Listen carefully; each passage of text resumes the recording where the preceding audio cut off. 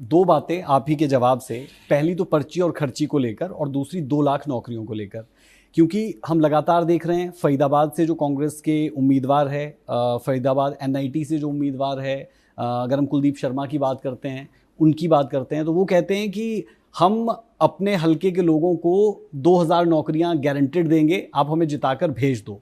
क्या इससे बीजेपी को डेंट नहीं लगेगा? क्योंकि आप सीधे तौर पर अगर लोगों को प्रलोभित करते हैं किसी भी चीज़ के लिए, तो ये मुश्किल नहीं बढ़ा सकता बीजेपी की, जिस तरीके के बयान है? देखिए, उनकी मंशा स्पष्ट नजर आ रही है।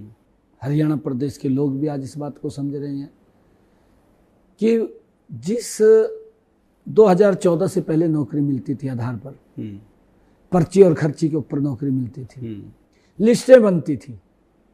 हरियाणा का युवा ना तो आज लिस्टें चाहता है, ना पर्ची खर्ची चाहता है।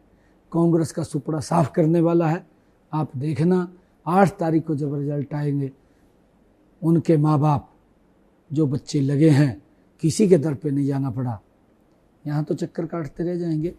कोई ज़मीन बेचेगा, कोई गहने बेचेगा, कोई लोन पे पैसा लेगा, वो लोन वाला भी खड़ा हो जाएगा, गहने भी बिक जाएंगे, ज़मीन भी बिक जाएगी, नौकरी नहीं लगेगी।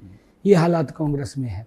और कांग्रेस ने अभी तो देखिए, मैं आपको बताना चाहता हूँ, एक कहावत है कि सूत न कपात लट्ठम लट्ठा हो रही। अभी ना सरकार बननी है कांग्रेस की, ना सरकार बनेगी, और पहले ही अपने हिस्से बांट लिए। पहले ही इन्होंने तो एक तो बोल रहा है कि जितना मेरे हिस्से में 2000 नौकरी आएंगी मैं दूंगा। हुड्डा साहब ने कहा है कि हम 2 लाख नौकरी दे रहे हैं, मेरे हिस्से में 2 लाख आएंगी। दूसरा बोलता है कि जितना मेरे हिस्से में आएगा उतना दूंगा। तीसरा बोलता है मैं ठुड़े के अनुसार दूंगा। वो और उससे भी आगे निकल गया। भाई, क्या गजब की बात कर दी आप लोगों ने। क्यों भ्रष्टाचार को बढ़ा रहे हैं? क्या लोगों को बेवकूफ समझा? आज ऐसा गांव कोई नहीं है। आप अपना सर्वे कर लीजिए। आप चैनल के माध्यम से गांव-गांव जा करके पूरे हरियाणा प्रदेश के युवाओं को दिखाइए। जो छोटे गांव हैं, उस गांव से लगभग 5 बच्चे बिना पर्ची खर्ची के लगे हैं।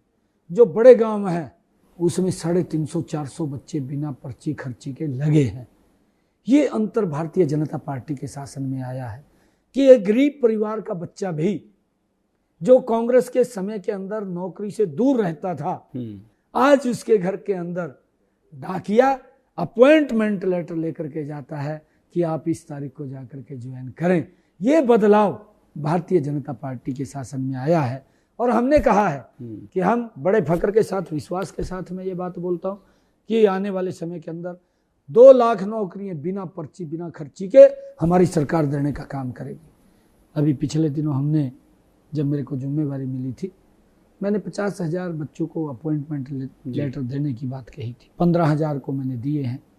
अभी 25,000 के रिजल्ट तैयार थे, मैं रिजल्ट निकालने थे, परंतु कांग्रेस जो इन्होंने भर्ती रोको गैंग बना रखा है। एक तरफ तो ये युवाओं के हित ऐसी बनते हैं, दूसरे तरफ उनके विरुद्ध खड़े होते हैं।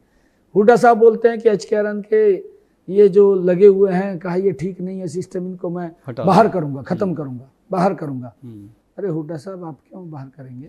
आप भ्रष्टाचार को जन्म दे रहे हैं। आपकी सरकार में ठेकेदारी प्रथा थी।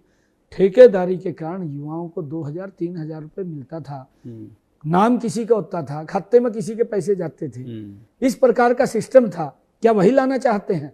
क्या युवाओं को फिर उसी दलदल में आप भेजना चाहते हैं? अरे, हमने एचकेआरएन के पार्ट 1 पार्ट 2 के 1,20,000 युवाओं को सुरक्षित किया है। किसी की हिम्मत नहीं है कि उनको कोई बाहर का रास्ता दिखा दे। हमने गारंटी से उनके साथ खड़े हैं। और आगे भी हम युवाओं को, मैंने ये, जब इन्होंने चीफ इलेक्शन कमीशन पे गए कि रिजल्ट निकाल रहे हैं, इसके ऊपर रोक लगाई जाए, तो उन्होंने संज्ञान लिया। संज्ञान लेकर के लेटर निकाल दिया कि जब तक चार्जशीट आए आप रिजल्ट नहीं निकालेंगे। मैंने कहा कोई बात नहीं, नहीं निकालेंगे। मुझे ये बात कहनी पड़ी कि मैं 25,000 बच्चों के रिजल्ट निकाल करके तब सफ्त लूँगा। पहले उनको ज्वाइनिंग लेटर दूंगा, रिजल्ट निकालूंगा, और फिर मैं सफ्त लूँगा। ये हम युवाओं के हितैषी हैं। युवाओं को विश्वास अगर जमा है, वो भारतीय जनता पार्टी में जमा है। कांग्रेस के अंदर तो उनका विश्वास खो चुके थे। आज उनके माँ बाप भी और युवा भी आज भारतीय जनता पार्टी के साथ एक मुश्त खड़ा है।